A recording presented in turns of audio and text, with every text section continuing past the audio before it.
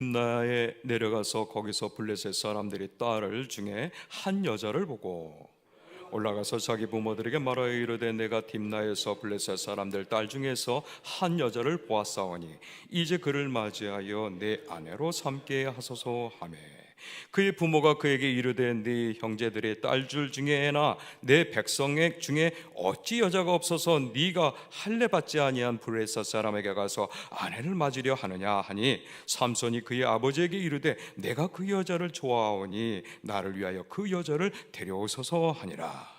그때 블레셋 사람이 이스라엘의 다스린 까닭에 삼손이 틈을 따서 블레셋 사람을 치려 함이었으나 그의 부모는 이 일이 여호와께로부터 나온 것인 줄 알지 못하였더라. 삼손이 그의 부모와 함께 딥나에 내려가 딥나의 포도원 이른즉 젊은 사자가 그를 보고 소리 지르는지라. 여호와 영이 삼손에게 강하게 임하니 그가 손에 아무것도 없이 그 사자를 염소 새끼 찢는 것 같이 찢었으나 그는 자기가 행한 일을 부모에게 알리지 아니하였더라. 그가 내려가서 그 여자와 말하니 그 여자가 삼손 눈에 들었더라. 얼마 후에 삼손이 그 여자를 맞이하려고 다시 가다가 돌이켜 그 사자의 죽음을 본즉 사자의 몸에 벌떼와 꿀이 있는지라. 손으로 그 꿀을 떠서 걸어가며 먹고 그의 부모에게 이르러 그들에게 그것을 들여서 먹게 하였으나 그 꿀을 사자의 몸에서 떠왔다고는 알리지 아니하였더라. 삼손의 아버지와 여자에게로 내려가며 삼손이 거기서 잔치를 베풀었으니 청년들은 이렇게 행하여 풍속이 있음이더라.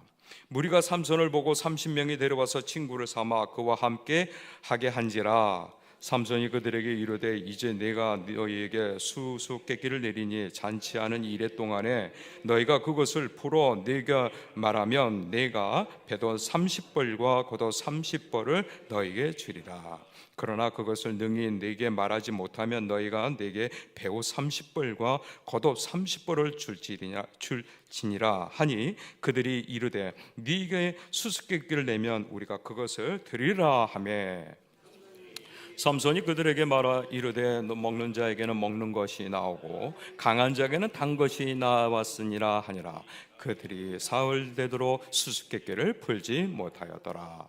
일곱째 날에 이르러 그들이 삼손의 아내에게 이르되 너는 네 남편을 꾀어 그 수수께끼를 우리에게 알려달라 하라. 그렇지 아니하면 너와 네 아버지의 집을 불사르리라. 너희가 우리의 소유를 빼앗고자 하여 우리를 청한 것이 아니냐 그렇지 아니하냐 하니 삼손의 아내가 그의 앞에서 울며 이르되 당신이 나를 미워할 뿐이요 사랑하지 아니하는도다. 우리 민족에게 수수께끼를 말하고 그 뜻을 네게 알려주지 아니하는도다 하는지라. 삼손이 그에게 이르되 보라 내가 그것을 나의 부모에게 알려주지 아니하였거든 어찌 그들에게 알게 하리요 하였으나 7일 동안 그들이 잔치할 때 그의 아내가 그 앞에서 울며 그에게 강요함으로 일곱째 날에 그가 그의 아내에게 수수께끼를 알려주매 그의 아내가 그것을 자기 백성에게 알려주었더라.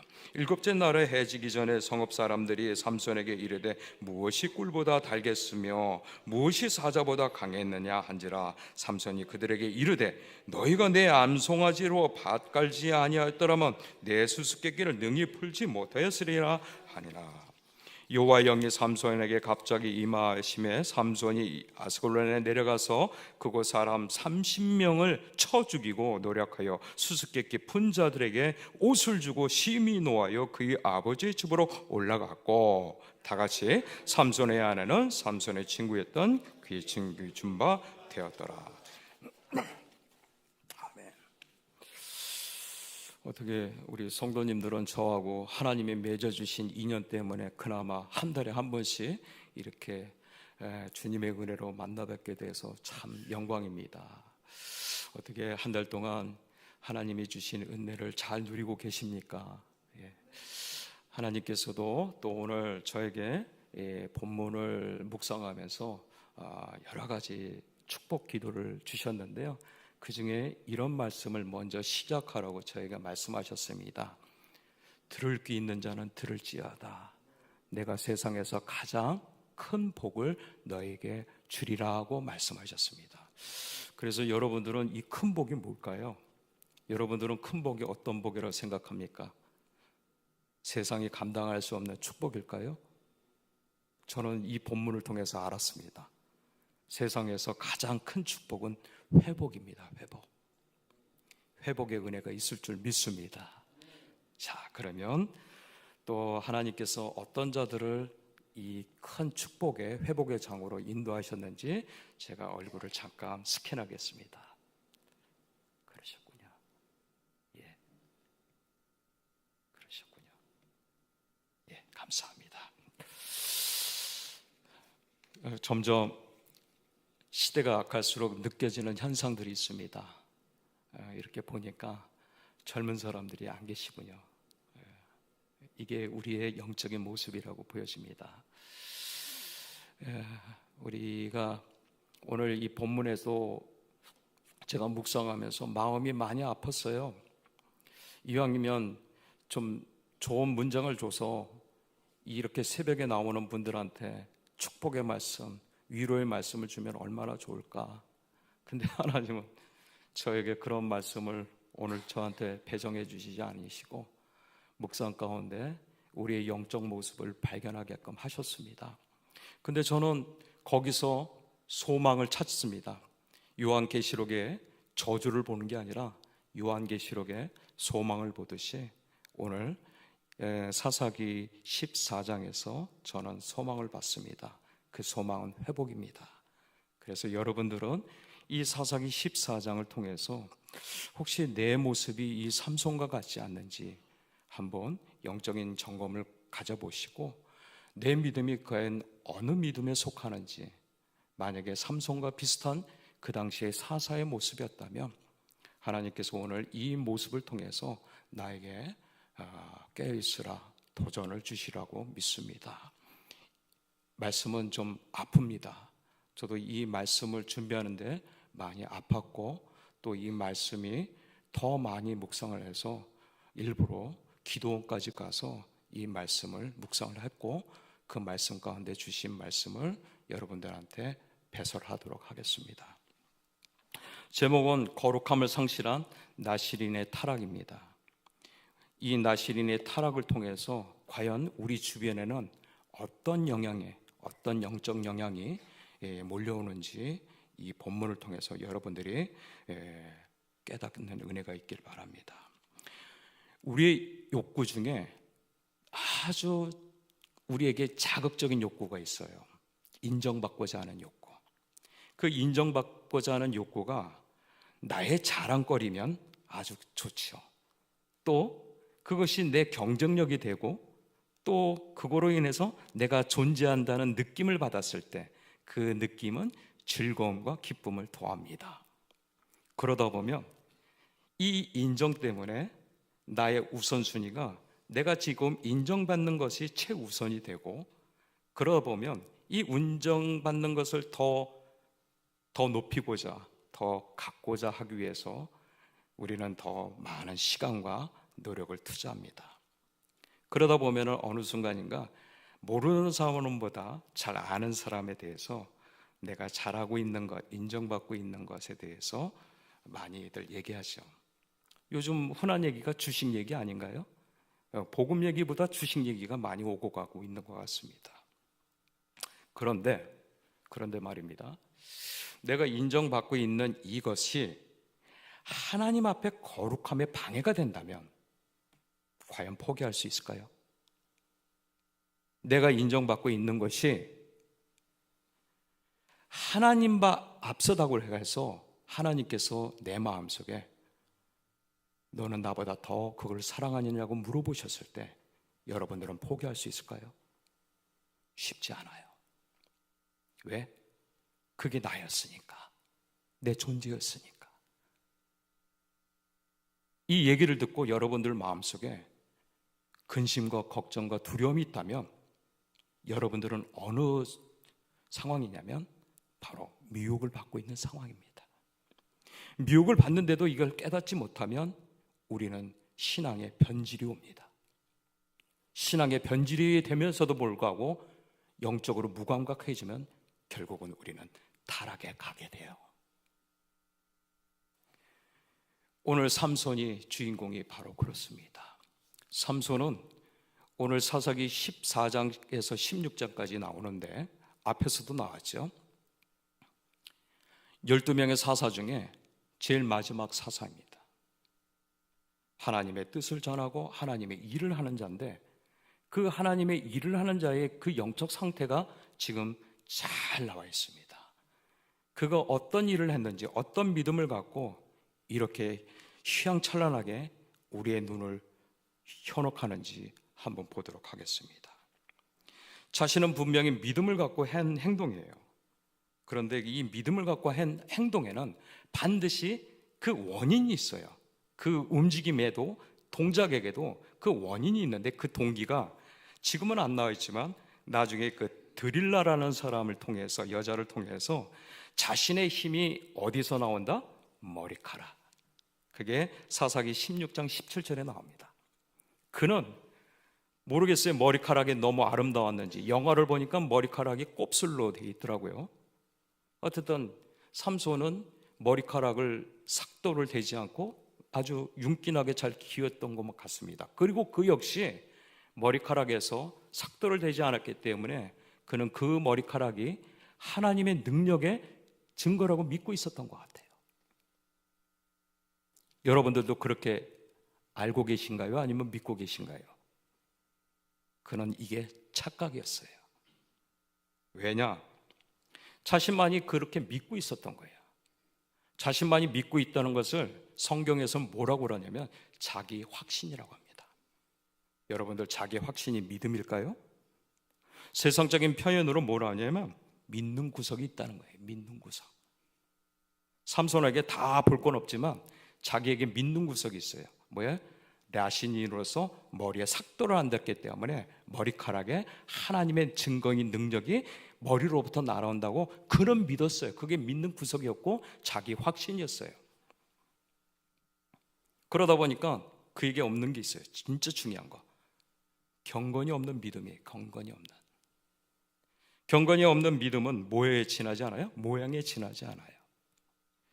경건은 사실 나의 모양에 있지 않고 주님 앞에 서 있는 자신의 삶 전체가 구별되려고 할 때 내 앞에 계신 성령께서 거룩함으로 더욱 순종의 길로 인도하시며 성령의 능력으로 하나님의 영광을 나타냅니다. 믿습니까? 그렇습니다. 우리가 은사를 가졌다고 해서 어떤 조건으로 우리가 가진 능력이 아니라 하나님의 영광을 드러나기 위해서 성령이 우리 안에 주신 선물이고, 그 성령의 순종함을 따랐을 때 하나님의 영광을 올렸을 때 나타나는 하나님의 선물이에요.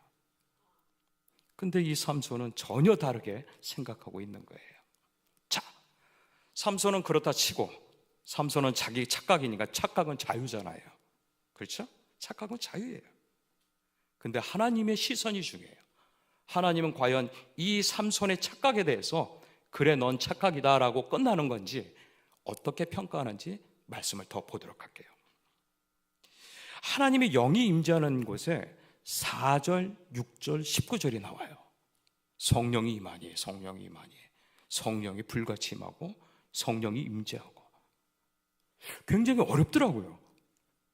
아니, 보통 하나님의 뜻을 행하면, 여기 계신 모든 분들은 성령이 임하지 않으셨나요? 반대하실 분 계신가요? 제가 성령이 임해서 하나님께서 주시는 말씀으로 선포하는데도 성령이 임하지 않았다고 볼 수 있을까요? 우리 성령이 임합니다. 똑같아요. 여기 모든 분들이 성령이 임했어요. 그런데 삼손이 놓친 게 있어요. 여러분도 아마 놓쳤을 거예요. 그가, 우리가 늘 성령 충만하는데 정말 늦춘 게 있더라고요. 저도. 우리는 하나님을 무슨 일체? 삼위일체 하나님이라고 그러죠. 성령님이 계신 곳에 누구도 계셔요? 아버지 하나님도 계셔요. 믿습니까? 따라서 성령께서 충만하다는 건 뭐예요? 누구의 시선이 그곳에 있다고요? 하나님의 시선이 있는 거예요. 이 삼손은 그걸 놓쳤어요. 자기의 성령의 불같이 임하는 그 순간에 그는 힘이 넘쳤고 불의를 못 참고 하나님 앞에 배반하는 자들을 처단했어요. 그런데 그 성령이 임하는 그 순간 누구의 시선도 같이 머문다고요? 하나님 아버지의 시선도 머무는 거예요. 그러니까 여기 누구 시선이 머문다고요? 하나님 아버지. 아멘. 우리는 그걸 놓치면 안 돼요. 하나님 아버지의 시선이 머무는 곳, 성령이 함께 계신 곳이에요. 그런데 한번 보세요. 삼손이 알아요, 몰라요? 몰라요. 그걸 어떻게 알아요? 2절, 8절, 9절 보면 알아요. 2절에 블레셋 여인을 보고 8절에 사자의 죽음을 보고 만지고, 그리고 그 죽은 시체에서 꿀을 먹고, 양심에 뭐가 돼요? 철면피가 됐어요. 그냥 길 가다가 봤는데 여자가 아주 예뻐요. 마음에 들어요. 이 여자를 이제는 아버지한테 결혼해달라고 얘기를 부탁해요. 이미 나신이로서 하지 말아야 될 일들을 하나씩 하나씩 무너뜨리고 있습니다. 이미 자기 안에 경건이 무너지다 보니까 뭐가 또 무너져요? 아, 이거 해도 되겠구나. 왜? 나에게는 뭐가 있어요? 아직 믿을 만한 구석, 머리카락이 있다는 거예요. 머리카락이 있기 때문에 요 정도는 괜찮아. 여러분들 믿음 속에 요 정도는 괜찮아 하고 합리화시키는 분 계시잖아요. 타협하지 않은 분도 계셔요. 요 정도는 괜찮아. 삼손이 그러고 있어요. 나는 열심히 헌신했어. 그러니까 요 정도는 괜찮아. 삼손이 그러고 있어요. 근데 하나님은 이에게 무엇을 발견하냐면 바로 작은 영적 무감각이 불순종의 큰 죄를 낳고 있다는 것을 경계하고 계십니다. 한번 보세요. 보고 죽음을 만지고 꿀을 먹고, 보고 만지고 먹고, 이거 어디서 많이 봤죠? 하나님이 임재하시는 에덴 동산에서 최초로 하와에게 유혹했던 사탄의 유혹이란 말이에요. 거기에 넘어가는 거예요. 지금 사탄의 유혹에 빠지는 거예요. 사탄의 유혹에 빠지니까 그 붉은 자신의 그 경건함이 아주 작은 데서 무너지니까 영적으로 무감각해져서 하나님의 임재가 있는 그 성령 충만한 사건 현장에서도 그걸 알지 못하는 거예요. 삼손만이 그럴까요? 우리도 이 예배 현장에서 하나님의 임재를, 바로 그거예요. 하나님의 임재는 우리의 안에 성령의 불이 임하는 그 순간 하나님은 우리의 시선을 머물고 있는 거예요. 달리 해석할 필요가 없는 거예요. 우리는 그것을 그냥 넘어갔을 뿐이지 삼위일체 하나님은 늘 함께 하셨다는 것을 다시 한번 상기시켜 드리는 거예요. 근데 이 삼손은 그걸 모르는 거예요.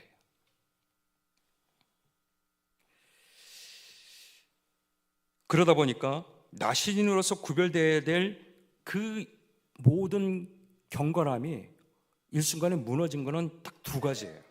그 두 가지가 아까도 얘기했지만 머리카락에 자신의 믿음이 있다고 믿고 있기 때문에 그거 하나 외에는 다른 걸 생각지를 않으니까 아주 작은 것에서 불순종이 시작이 돼서 결국은 거룩함을 완전히 잃어버리게 된 거예요. 별로, 거룩한 건 나에게 별로야. 나는 머리카락만 잘 지키면 내 믿음은 되는 거야. 자기 확신이에요. 자기 확신. 이것을 하나님께서는 잘못된 믿음이라고 말씀하시는데 그 근거가 있습니다. 뭐예요? 나는 괜찮다. 혹시 여러분들 신앙생활하면서 나는 괜찮아 라고 하신 분은 한번 잘 들어보시기 바랍니다. 로마서 14장 22절 23절의 말씀인데, 여기는 바울 사도가 제사를 드리는 음식 때문에 일어난 사건이에요. 그 음식 때문에 여러 사람들이 이걸 놓고 왈과 왈부를 다투고 있었습니다. 그런데 바울은 이런 얘기를 해요.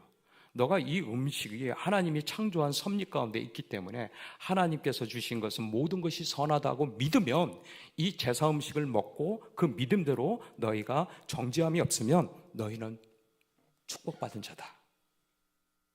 여기 22절. 그 다음에 23절이 굉장히 중요해요. 단 믿음으로 행하지 않는 것은 죄다. 여러분들, 이 믿음이 뭔지 아세요? 삼손이 갖고 있는 자기 확신의 믿음이 아니라 하나님 앞에서의 마음의 확신인 줄 믿으시기 바랍니다. 믿음의 확신이에요. 믿음의 확신. 하나님을 향한 믿음의 그 확신을 얘기하고 있는 거예요. 그런데 아까 삼손은 어땠어요? 머리카락만 보고 얘기하는 거예요. 머리카락만. 내가 볼 수 있는 머리카락의 증거를 두고 자신은 그게 믿음이라고 했기 때문에 우리 주님은 바로 로마서 14장 22절 23절의 근거로 이가 죄를 짓고 있다고 말씀하시는 거예요.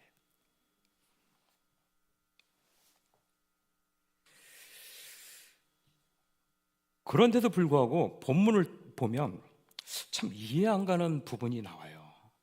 4절, 6절, 19절. 왜 죄인에게 성령 충만함을 주지? 이 말씀이 선포되면서도 이 말씀을 지금 현장이나 방송에서 보면서도 마음이 뜨끔한데도 여전히 이 새벽을 나를 왜 깨워서 이 말씀을 듣고 내 마음이 힘들지? 누가 힘들게 해요? 성령께서 힘들게 해요. 왜? 성령님은 우리의 양심의 자소에 계시니까. 왜 힘들게 하죠? 왜 성령께서 왜 그 상황 속에서 분명히 죄라고 했음에도 불구하고 왜 삼손에게 성령의 충만함을 주셔서 그에게 힘을 주고 이 모든 것을 불이라고 얘기하게끔 그를 합리화시킬까요? 오히려 너 잘못했어. 힘을 뺏어가면 이가 더 깨달을 건데. 여기에 오늘 본문에 키워드가 있습니다.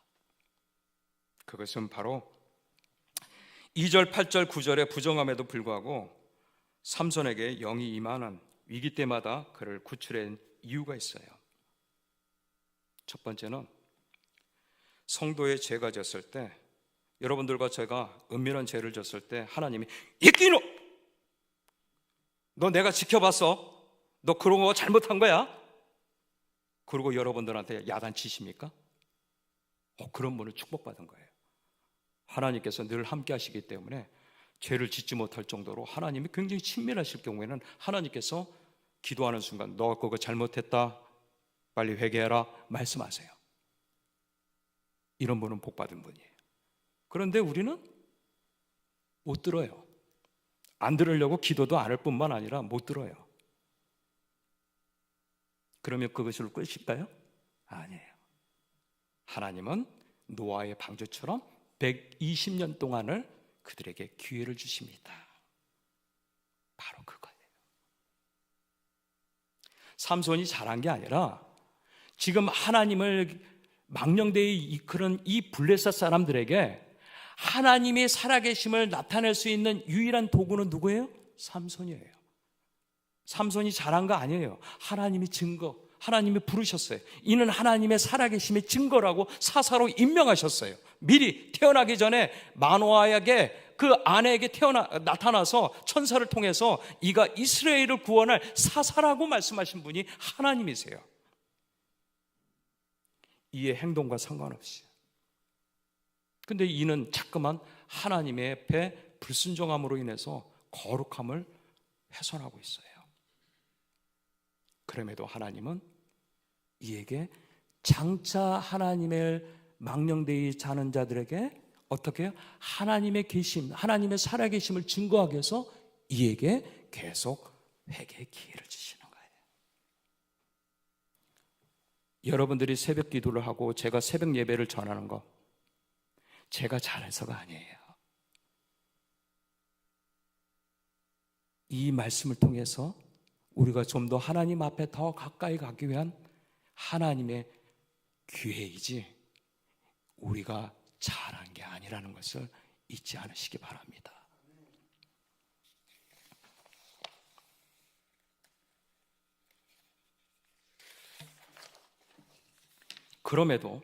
그럼에도 우리가 전혀 깨닫지 못할 때는 하나님께서 욥기서 23장 10절에 그가 나의 달려갈 것을 아시나니 나를 단련하신 후에 정금같이 나오리라. 그때까지 말을 안 들면 하나님께서 치십니다. 삶이 어려워져요. 그러면 삼손은 어떻게 됐을까요? 삼손도 똑같아요. 사사기 16장 28절에 정말 낮게 고난을 받게 하십니다. 자, 그러면 이 내용을 갖고 310년 전의 이야기예요. 310년 전의 사사 시대가 과연 우리하고 어떤 연관성이 있는지 여러분들 궁금하지 않으세요? 그냥 성경에 있다고 해서 다 받아들이면 안 되고, 왜 이 3100년 전의 이 이야기가 왜 우리에게 회자되면서 이것이 우리에게 어떤 영향력을 주길래 주님은 이것을 기록하고 계셨을까? 기록에 남겨두셨을까? 믿음의 주여 온전케 하신 예수를 통해서 우리가 영적인 나시린이 된 것은 오직 예수 때문입니다. 그렇기 때문에 예수를 통해서 이 본문을 해석하지 않으면 3100년의 이, 여러분들 그렇잖아요. 조선시대 일이 왜 나하고 연관이 있어? 아무 영향이 없잖아요. 500년의 그 조선사가 여러분들에게 영향을 줍니까? 안 줘요. 근데 하물며 3100년이나 된 게 왜 나한테 영향이 와요? 왜요? 예수 때문에.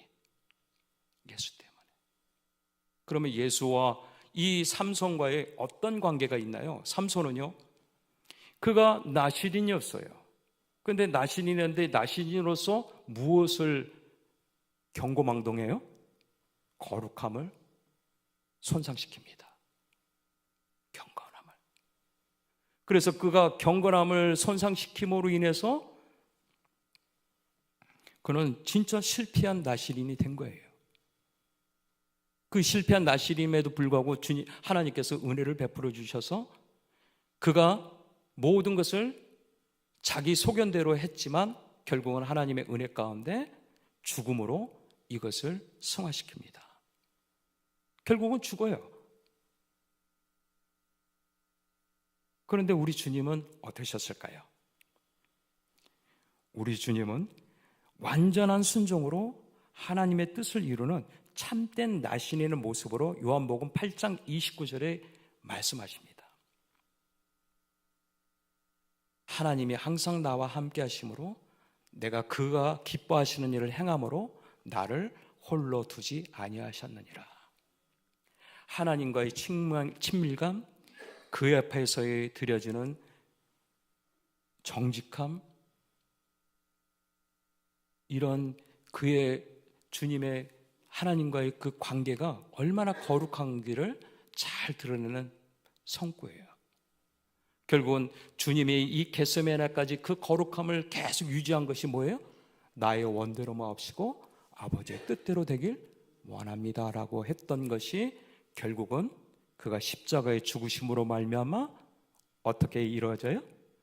참된 나시린 부활의 영광으로 하나님께서 세워주십니다. 이게 다른 거예요. 그렇기 때문에 우리는 우리의 믿음의 주요 온전케 하시는 예수의 나시린의 본을 받는다면 우리는 삼손의 그런 나시리는 모습이 아니라 누구의 모습? 예수의 참된 모습을 본받아야 될 줄 믿습니다.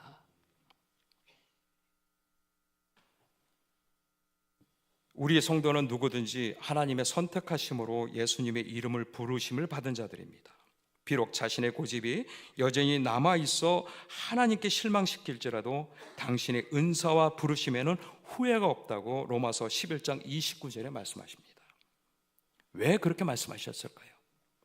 성도의 삶은 결국 하나님의 영광과 하나님 나라의 확장을 위한 도구로 하나님의 거룩하심을 나타내실 신실하신 하나님의 일하심을 증거하는 자로 우리는 부르심을 받았기 때문입니다.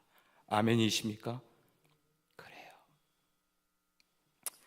말씀을 마치겠습니다.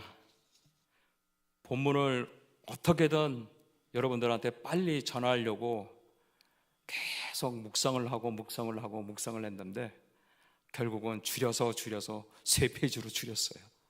1시간을 해야 될 걸 3페이지로 줄이다 보니까 저도 참 벅찹니다. 어쨌든 말씀을 마치겠습니다. 삼손을 무너뜨리는 것은 한 번의 큰 죄가 아니라 거룩함을 가볍게 여기기 시작한 작은 영적 무감각에서 시작됩니다. 그 작은 영적 무감각의 결국은 어떻게 돼요? 가족을 전체를 영적 소경으로 만들어버려요. 그러나 하나님은 끝까지 그를 포기하지 않으시고 결국 당신의 영광을 나타내는 도구로 삼손을 붙드시고 인도하십니다. 여러분들, 이 14정에 아주 가느다랗게 이것을 이어가는 은혜의 한 줄기 빛이 있어요. 그 빛을 혹시 발견하셨나요? 저는 기도원에서 기도하다 발견했어요. 그 빛이 뭐냐면 그가 하나님의 도구가 되기 위해서 영적 지지자가 보이지 않는 손이 있다는 거예요. 영적 지지자의 보이지 않는 손. 그 두 손이 있는데 하나는 마노아, 삼손의 아버지의 손이에요.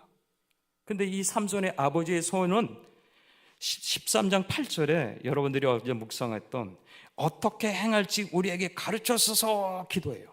여러분들 애가 태어날 때 이 아이가 장차 하나님 나라의 영광을 위해서 사용하는 귀한 도구가 되게 하소서 하고 다들 기도하지 않습니까? 기도할 거라고 저는 믿습니다. 기도해요. 마노아도 아내의 천사의 목격을 통해서 자신도 너무 황당해서 그때까지도 번쩍 생각이 떴는지 몰라도 이 자신이 이 아이를 어떻게 하나님이 원하는 자녀로 키워야 될지 주님 앞에 기도합니다. 13장 8절에. 그런데 이게 얼마 못 간 것 같아요. 조금씩 삼손이 타락을 하면서 아버지의 본색이 드러나기 시작합니다. 삼손이 그렇게 하지 말아야 될 것들에 대해서 묵인하고 심지어는 삼손이 죽은 시체에서 갖고 오는 이 꿀에 대해서 이미 삼손이 어떤 자인가를 알았다면 이것을 어디서 갖고 왔는지 물어봤을 텐데 물어봤어요 지금? 없어요. 그냥 받아 먹었다고만 써 있어요. 그마침 영적 소경이 된 거예요. 여러분들 사사기 들어갈 때 귀한 패턴이 있어요. 그 패턴이 죄, 그 다음에 징계 다음에 살려주세요 부르짖음의 회개 다음에 구원, 이런 패턴을 가져가요. 그런데 여러분들은 오늘 이 패턴 속에 아주 중요한 대목이 있어요. 죄와 징계 사이에 뭐가 있는 줄 아세요? 죄를 졌다고 바로 하나님이 징계하지 않습니다. 텀을 둡니다. 그게 뭐예요? 바로 영적 무감각. 하나님의 임재 속에서도 하나님의 임재를 모르고 자기 신앙을 갈 때 그때는 영적 타락이 오는 거예요. 그때 징계가 옵니다. 그 영적 무감각이 사사기 2장 10절에는 뭐라고 말씀하냐면 하나님을 모르는 세대가 왔다는 거예요. 하나님을 모르는 세대. 하나님을 모르는 세대가 누구 때문에 왔습니까? 영적 무감각한 부모로부터 온 거 아니에요.